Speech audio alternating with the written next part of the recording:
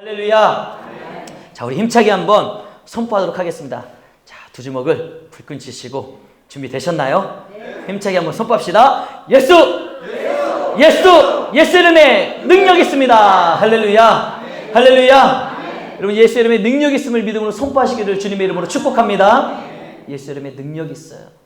안 될 것 같고 어려운 것 같고 내 생각으로는 불가능한 것 같다 할지라도 여러분, 예수 이름의 능력 있음을 선포하며 예수의 이름을 부르짖으며 주님 앞에 나가는 자들에게 예수의 능력이 나타나게 될 줄로 믿습니다.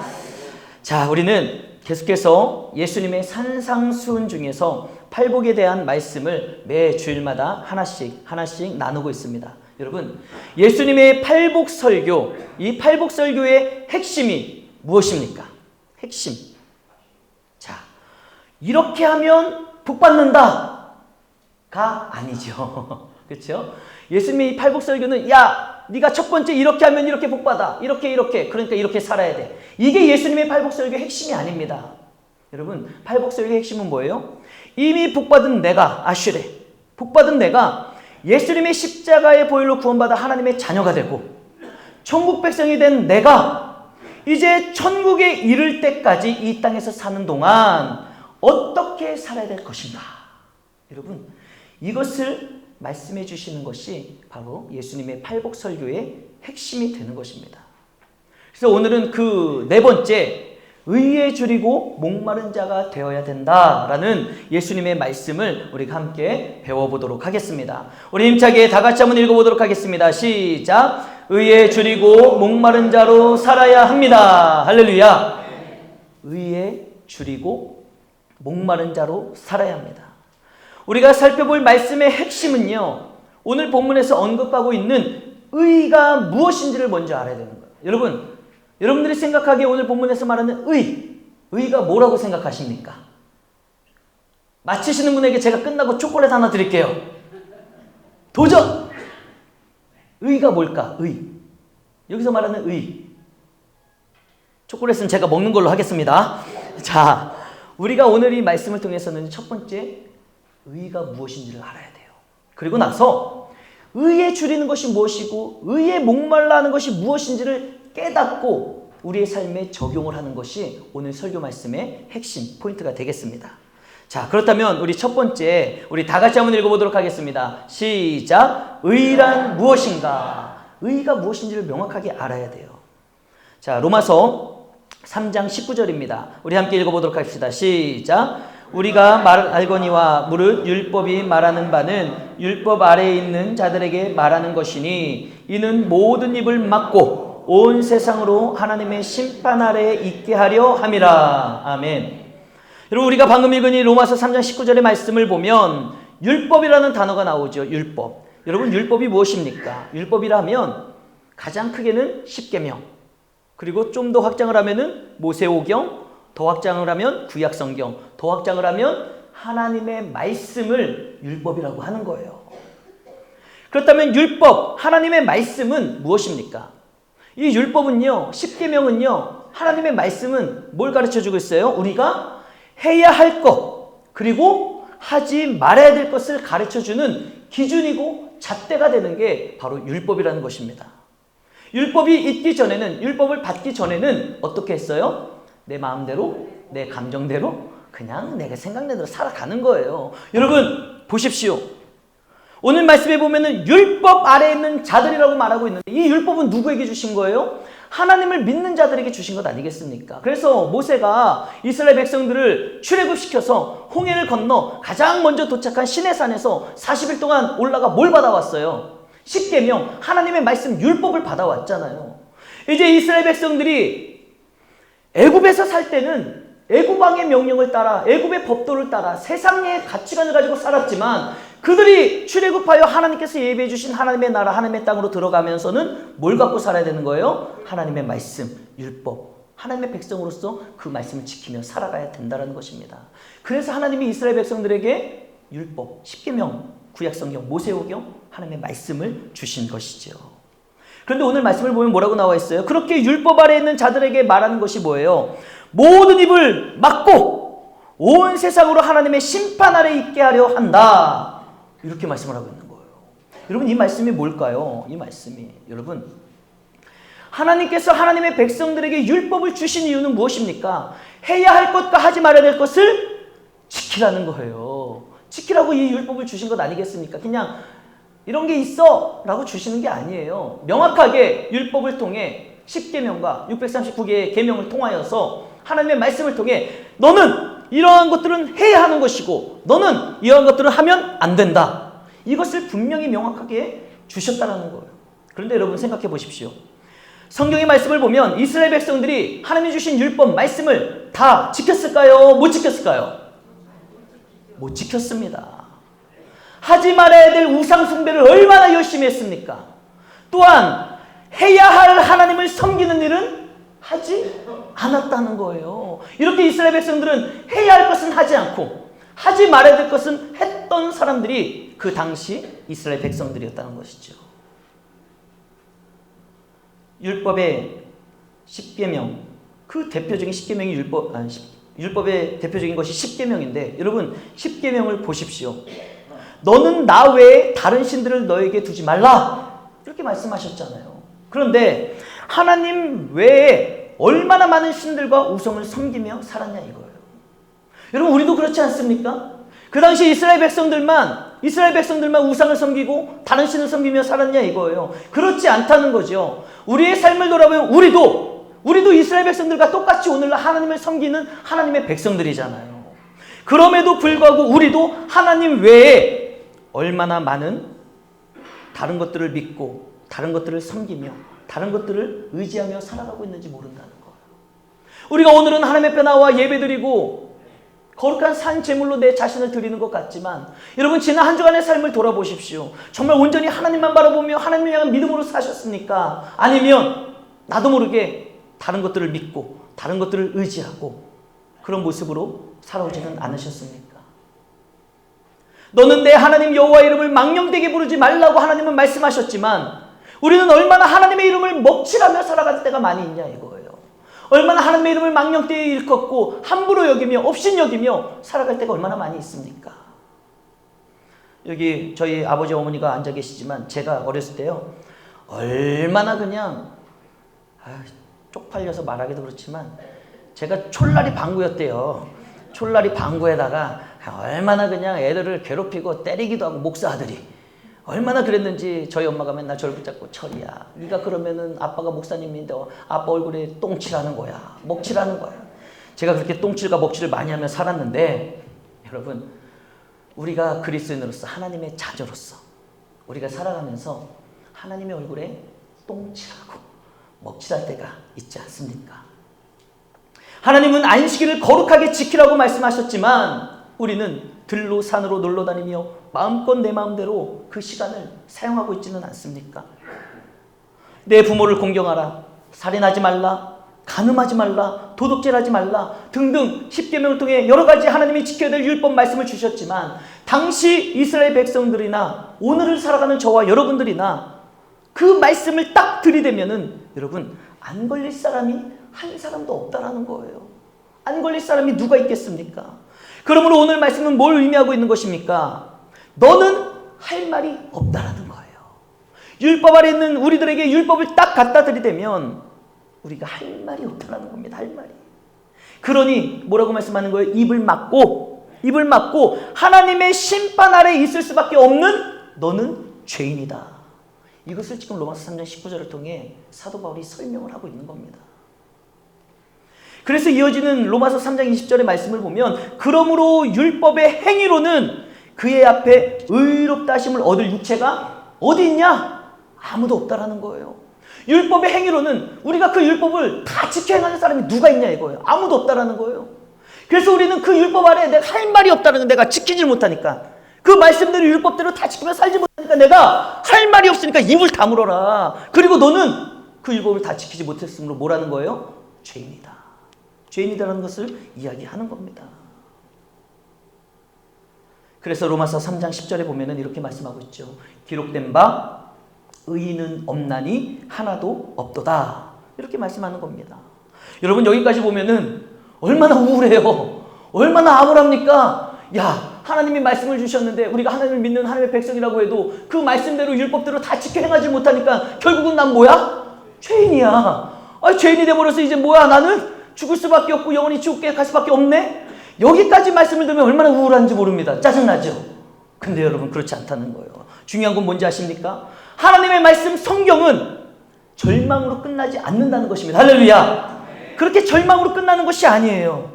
하나님의 말씀은 이어지는 로마서 3장 21절을 보십시오. 뭐라고 말씀하고 있습니까? 우리 다 같이 한번 힘차게 읽어보겠습니다. 시작. 이제는 율법 외에 하나님의 한 의가 나타났으니 율법과 선지자들에게 증거를 받은 것이라. 아멘. 여러분 이제는 그 전에는 하나님이 말씀, 율법을 주심으로 말미암아 율법의 기능이 무엇입니까? 해야 될 것과 하지 말아야 될 것을 주심으로 말미암아 내가 해야 될 것을 하지 않고 안 해야 될 걸 하고 있다면 그것이 죄인이구나. 정죄를 받는 거예요. 그것이 율법의 기능인데 이제 이어지는 말씀을 보면 사도 바울이 뭐라고 이야기하고 있는 거예요? 율법 외에 하나님의 한 의가 나타났다라는 거예요. 한 의가. 그 의가 무엇입니까? 율법과 선지자들에게 증거를 받은 한 의가 있다라는 거예요. 여러분 율법이 뭐라고 말씀드렸습니까? 하나님의 말씀이고 구약 성경이라고 말씀드렸잖아요. 그렇다면 구약 성경의 핵심이 되는 게 무엇입니까? 그리고 구약 성경에 나오는 선지자들이 그토록 목이 다르도록 말한 것이 무엇이에요? 바로 구원자 되시는 예수 그리스도. 오실 예수님에 대해서 구약 성경은 말씀하고 있는 것이고 선지자들이 그렇게 회개하라고 외쳤던 게 뭐예요? 바로 예수 그리스도 메시아 구원자를 이야기하는 겁니다. 여러분 성경은 구약과 신약으로 만들어져 있는데요. 이 구약은 무엇입니까? 구약의 핵심은요. 오실 예수님에 대한 이야기가 구약 성경이고 신약 성경은 오신 예수님에 대한 이야기가 신약 성경이에요. 그래서 신구약 성경은 통틀어서 뭘 얘기하고 있는 거예요? 예수 그리스도. 우리의 메시아 구원자가 되시는 예수 그리스도에 대한 이야기를 하는 것이고 예수 그리스도는 우리를 구원하시기 위해 이 땅에 오신 분이시기 때문에 성경을 한마디로 말하면 뭐라는 거예요? 사랑이라는 거예요. 하나님의 사랑. 그래서 사도 바울은요. 하나님의 의가 구약 성경에서 증거하고 선지자들이 얘기했던 그 하나님의 의가 무엇이냐? 사도 바울이 한마디로 이렇게 정의를 하고 있습니다. 우리 다 같이 로마서 3장 22절 함께 읽겠습니다. 시작. 곧 예수 그리스도를 믿음으로 말미암아 모든 믿는 자에게 미치는 하나님의 의니 차별이 없느니라. 아멘. 할렐루야. 사랑하는 성도 여러분, 오늘 성경에서 말씀하고 있는 하나님의 이 의는 바로 예수 그리스도를 의미한다는 거예요. 제가 말씀을 시작하면서 여러분 오늘 성경에서 말하는 의가 뭘까요? 라고 질문을 했을 때 여러분들이 아셨는지 모르셨는지 대답을 안 하셔서 초콜릿은 제가 먹기로 했잖아요. 여러분 그 의가 뭐라는 거예요? 바로 예수 그리스도를 말한다는 거예요. 예수 그리스도. 그분의 차별 없는, 여러분 이 세상이 얼마나 차별이 심합니까? 그런데 그분의 차별 없는 십자가 사랑으로 우리가 구원을 받아 하나님의 자녀가 되는 권세를 얻게 된 것이고요. 천국 백성으로 하나님의 통치와 하나님의 사랑과 그분의 보호하심 가운데 살아가게 된 사람들이 바로 저와 여러분들이라는 거예요. 그 하나님의 의로 말미암아. 이제 그렇게 된 우리가 이제 어떻게 살아가야 될 것인지 여러분 이게 중요하다는 거예요. 우리가 그렇게 예수 그리스도라는 하나님의 한 의로 말미암아 구원받아 하나님의 자녀, 하나님의 백성, 천국 백성이 됐다면 이제 그 하늘나라 가기 전까지 이 땅에서 사는 동안 우리가 어떻게 살아가야 될 것인가? 이것을 말하는 것 아니겠습니까? 오늘 본문의 말씀에 보면 예수님이 어떻게 살아야 될 것인가를 말씀하시는 거예요. 우리 두 번째, 우리 다 같이 한번 읽어보겠습니다. 시작. 의에 줄이고 의에 목마름으로 살아야 합니다. 할렐루야. 어떻게 살아야 될 것인가? 바로 의에 줄이고 의에 목마름으로 우리가 살아가야 된다는 것이죠.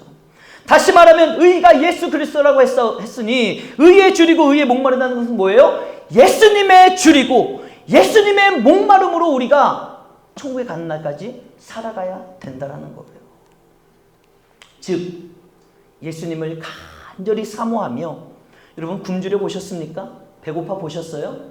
배고프면 먹을 음식이 얼마나 간절히 생각이 납니까? 저 지금 사실 배고파 죽겠어요. 새벽부터 일어나가지고 장례 예배 갔다가 예배 준비하고 1부 예배 드리고 지금 2부 예배 드리는데 지금 아무것도 못 먹어서 얼마나 배가 고픈지 몰라요. 여러분, 이렇게 배가 고프면 뭐가 생각나요? 우리 성도님들의 얼굴이 막 그냥 빵으로 보이고 만두로 보이고 막 찢겨. 아이, 뻥이에요. 그렇다는 게 아니라 배가 고프면 그렇게 먹을 게 간절히 찾아지게 되잖아요. 그렇게 의에 줄인다라는 말은 간절히 예수 그리스도를 찾는 심령으로 살아가야 됩니다. 여러분, 목말라 보셨지요? 요즘 봄철이라서 들에 나가서 일하실 때 얼마나 목이 탑니까? 그 목이 마르면 시원한 물이 간절히 생각나지 않습니까? 여러분, 의의 목마름으로 살아간다는 것이 목마른 사람이 시원한 물을 찾듯이 내가 예수 그리스도를 간절히 바라며 살아가는 것, 여러분, 이것을 의미하고 있다는 거예요. 우리 다 같이 한번 화면을 보시면서 힘차게 읽어봅시다. 시작. 의에 줄이고 목마르다는 것은 예수님을 갈망하는 신앙을 말하는 것입니다. 할렐루야. 여러분, 의에 줄이고 목마름으로 살아간다는 것은 뭐예요? 예수님을 간절히 갈망하며 살아가는 것을 의미하고 있다는 거예요. 여러분, 이 신앙으로 살아가는 것이 바로 아슈레, 이미 복받은 자, 하나님의 자녀가 되고 천국 백성이 된 우리가 오늘날 살아가야 될 삶의 모습이 된다는 것입니다. 사랑하는 성도 여러분, 여러분들은 예수님을 정말 갈망하며 살아가고 계십니까?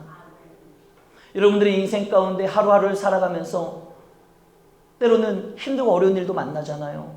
요즘 아프신 분들도 많고 감기 걸린 사람들도 많고 또한 사업에 어려움을 겪고 또 직장 생활하면서 스트레스도 받고 여러 가지 우리의 삶이 그렇지 않습니까? 그런 삶의 여정 가운데 힘들고 어려울 때 예수 이름의 능력이 있음을 선포하며 간절히 예수 이름을 붙잡고 살아가고 계시냐 이거예요. 우리가 의에 줄이고 목마름으로 살아간다는 것은요, 예수님을 갈망하며 살아간다는 것은 여러분 이걸 기억하십시오. 날마다 주님의 구원의 은혜와 주님이 나와 함께 하심과 주님의 돌보심이 나는 필요한 사람입니다. 이것을 고백하는 사람이 예수님을 갈망하며 살아가는 거예요. 예수님을 갈망하기 때문에 주님 필요합니다.